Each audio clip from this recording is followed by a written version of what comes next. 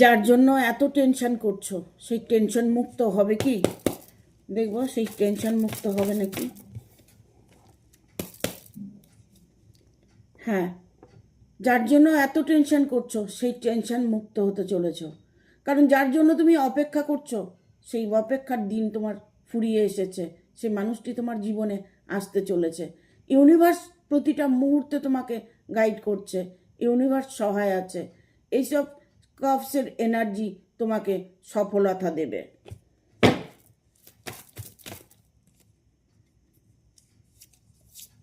সে যা করেছে ভুল করেছে, এখন তিনি নতুনভাবে তোমার কাছে ফিরে আসার ডিসিশন নিয়েছে। তোমার জীবনে সে আবার প্রবেশ করতে চলেছে।